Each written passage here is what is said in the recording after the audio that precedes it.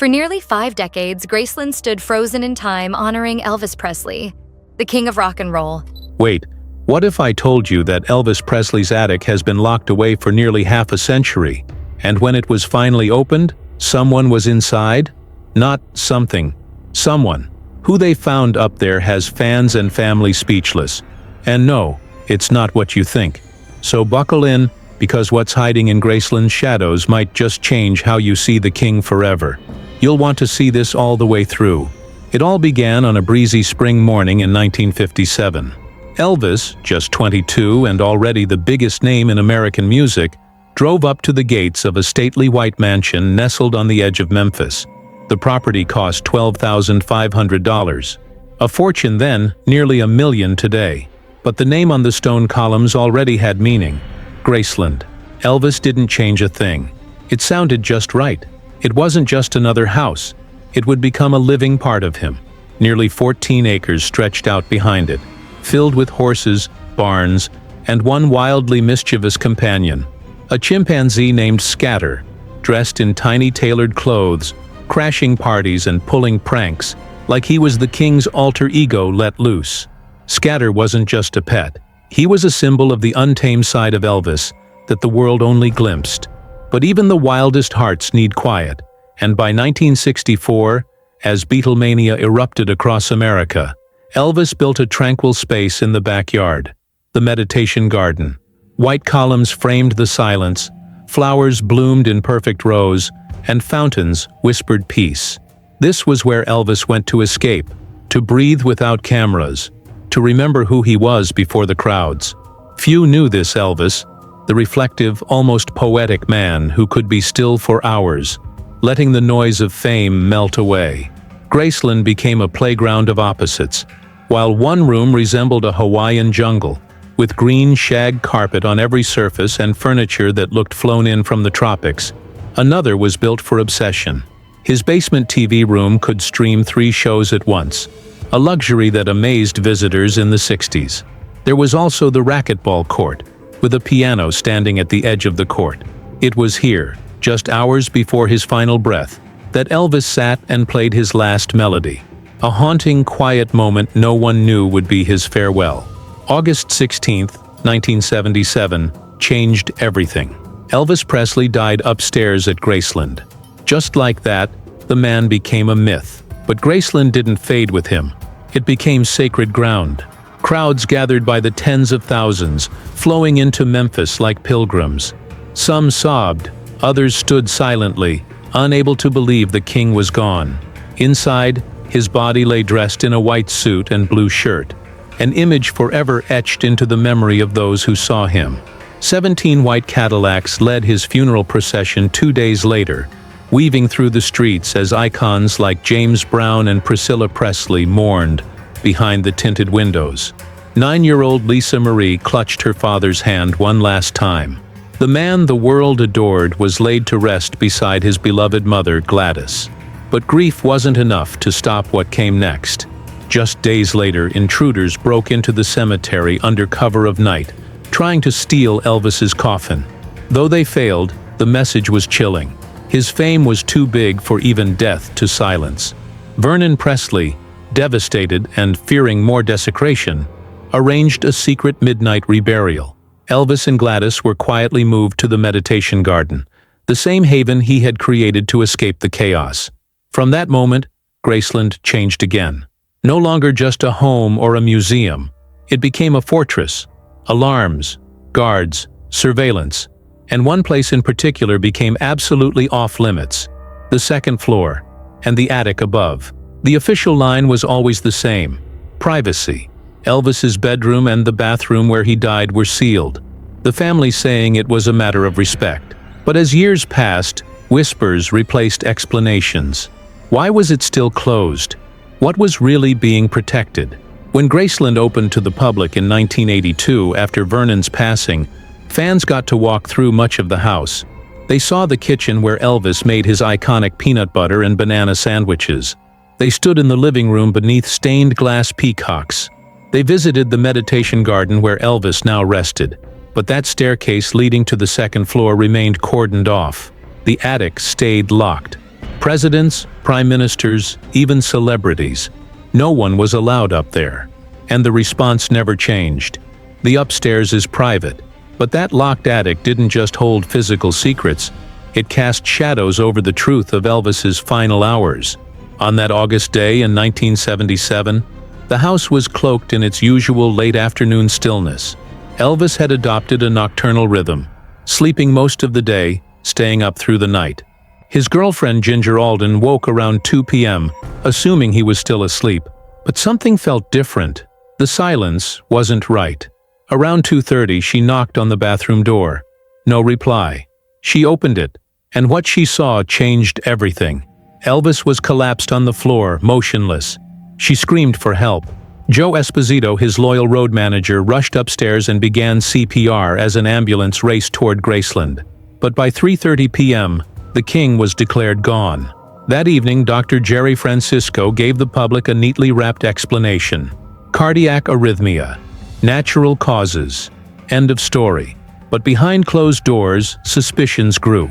Elvis, once lean and electric, had become a shadow of his former self. At 260 pounds, often forgetting lyrics, needing help just to stay upright, it was clear something deeper was going on. The autopsy hinted at a much darker reality: an enlarged heart, damage to his liver, and signs of long-term substance use. Yet none of that made it into the public report. The toxicology results later revealed staggering levels of powerful medication in his system: sedatives, painkillers, and stimulants. Among the list, Dilaudid, Quaaludes, Demerol, codeine. The question hung heavy. Why hide the truth? Some say it was to preserve his legacy, protect his family from disgrace. Others whisper of a cover-up, of doctors who went too far, of systems that enabled him. One name stands out: Dr. George Nichopoulos. Dr. Nick, the man Elvis trusted most. In the final 8 months of Elvis's life alone, Dr. Nick had written prescriptions totaling more than 10,000 pills. The very people meant to heal him may have fed the spiral that led to his fall. But the attic, locked, hidden, and now cracked open, might be the only place where all the pieces finally come together. The year leading up to Elvis Presley's final moments wasn't just tragic. It was filled with details that didn't surface until long after his passing. In those last 8 months alone, Elvis was prescribed nearly 200 medications. That's a new prescription every other day. A shocking pace for anyone, let alone someone already under intense public scrutiny. It wasn't until investigators dug deeper that the numbers really hit home. 19,000 pills in a single year. And every time people asked questions, Dr. George Nichopoulos, better known as Dr. Nick, had explanations ready.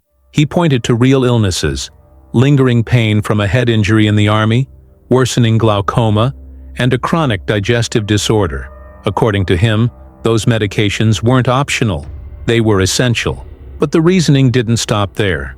Dr. Nick even claimed his approach was protective. He insisted that giving Elvis those pills was a way to keep him from falling into even more dangerous territory.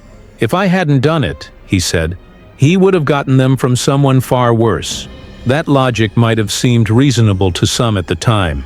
He said he was trying to wean Elvis off harmful habits slowly, while keeping him monitored and safe. But fans who saw Elvis in those last few months barely recognized the man who once lit up stages around the world. The energy was gone, replaced by exhaustion. He would stay awake for days, jittery from amphetamines, only to crash with heavy sedatives. His diet spiraled out of control, greasy meals chased with strong laxatives in a desperate attempt to shed weight. It wasn't just troubling, it was heartbreaking. On his final day, the pattern didn't change. After an early morning game of racquetball, he returned to bed, took more medication, and never woke up. His body, already worn down from years of strain, finally gave out. And yet, even after everything, Tennessee officials weren't ready to let Dr. Nick off the hook. In 1980, he was hit with 14 criminal charges related to overprescribing, not just to Elvis, but to other patients too. Though a jury acquitted him, the story didn't end there. The state's medical board kept pressing, and in 1995, nearly 2 decades after Elvis's death, Dr. Nick's medical license was permanently revoked. Then, in 2020, a new voice entered the conversation. Author Sally A. Hodel released a book titled Destined to Die Young, presenting a completely different angle. According to her, Elvis's health struggles may not have been entirely self-inflicted. Her research suggested a hereditary disorder, alpha-1 antitrypsin deficiency, which damages the lungs and liver. She also believed Elvis had a weakened immune system, making him more vulnerable to illness and infection. If true, it rewrites everything we thought we knew. Suddenly, Elvis wasn't just a superstar with addiction issues. He was someone fighting against conditions doctors hadn't yet learned how to treat. Every hospital visit, every dose of medication, might have been a desperate attempt to stay alive, not an indulgence. And just when you think the story couldn't twist any further, it did. In 2024, Graceland, the symbol of Elvis's legend, faced a shocking threat. Out of nowhere, a company named Nosani Investments and Private Lending LLC filed to auction off the iconic estate. According to them, Riley Keough, Elvis's granddaughter and now the sole heir to the Presley estate after Lisa Marie's passing, had defaulted on a $3.8 million loan. The claim blindsided fans and media alike. How could Graceland, such a carefully guarded legacy, be at risk of falling into unknown hands? Panic exploded across Elvis fan forums and social media. But Riley didn't waste time. Her legal team rushed to court with a startling accusation. The documents were fake. The signatures on the loan papers, they argued, were forged. Riley insisted she had never borrowed money from Nosani Investments. But the clock was ticking. The auction was just days away. If the court didn't act in time, strangers could legally walk away with Elvis's personal belongings, unreleased recordings, and access to the private upstairs rooms of Graceland. Rooms no one outside the family had ever seen. Then, in a move that felt like something out of a film, a Tennessee judge intervened the day before the scheduled sale. In a stunning decision, he halted the auction, calling Graceland a national treasure whose loss would wound the public deeply. But what truly raised eyebrows was that no one from Nosani Investments showed up to defend their claims. Their absence in court only fueled the suspicion that the whole thing was a scam. And just like that, Graceland was safe, for now.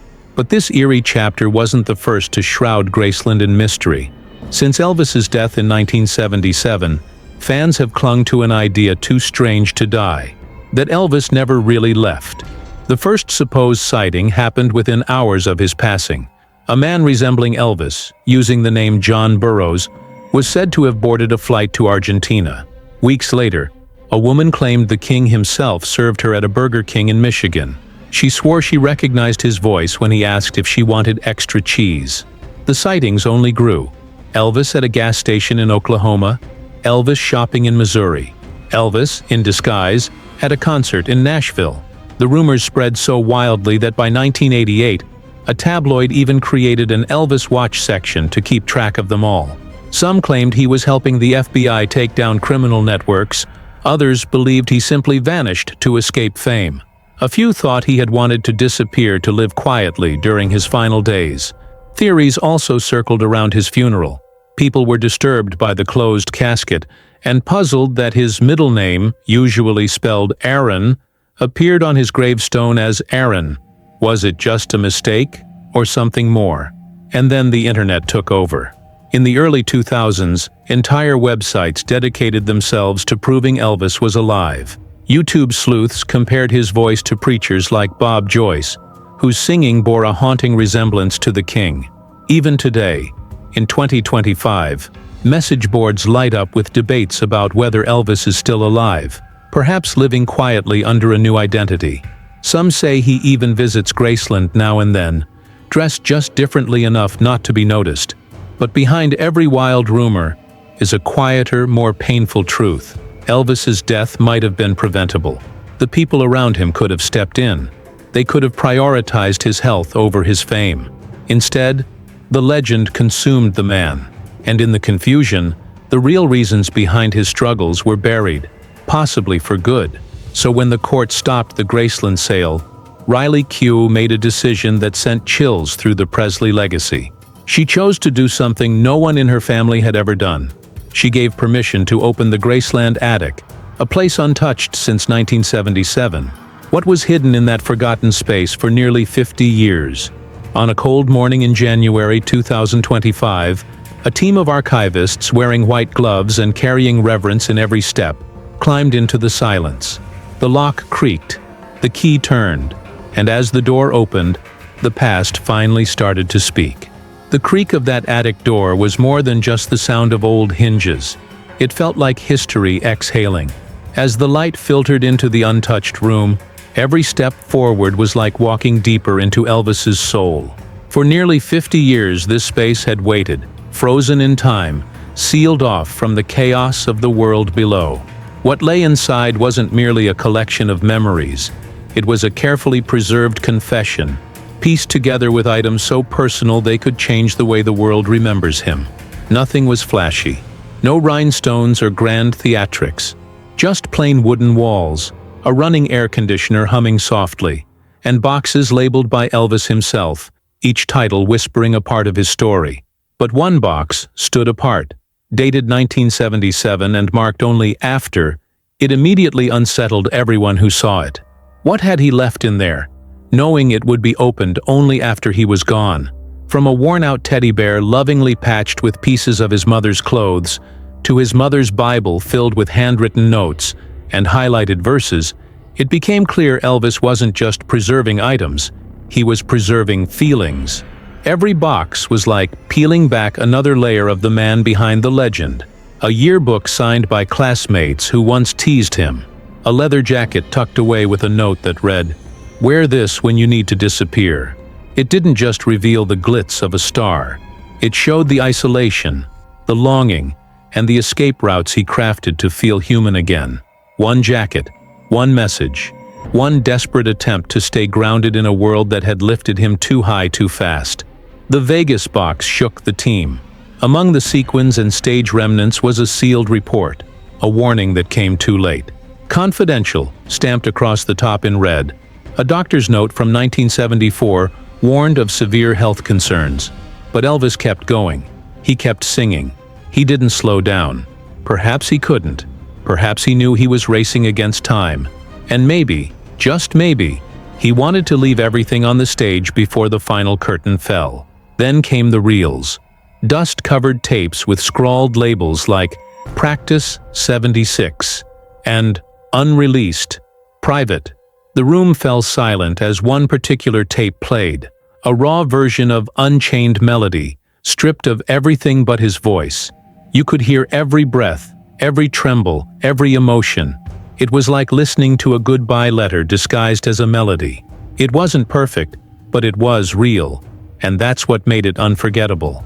A music historian later said, "He wasn't just singing, he was facing the end, note by note." Riley Keough, Elvis's granddaughter, made the call to open this attic after Lisa Marie's passing. She didn't do it for spectacle. She did it to understand. And what they uncovered wasn't an escape plan. It was a legacy, carefully built by a man who knew the end was near. A man who tried to shape how the world would remember him, not as a caricature in rhinestones, but as a son, a father, a seeker, a man. Elvis's life was filled with legendary highs and crushing lows. But behind the fame was a man deeply curious about the unknown. Among the books in the Hollywood section were texts on Eastern philosophy, handwritten questions in the margins. He wasn't just chasing fame. He was chasing meaning, searching for peace in a world that rarely gave it to him. And then there's the side of Elvis the public rarely saw. His empire, carefully built, but rarely flaunted.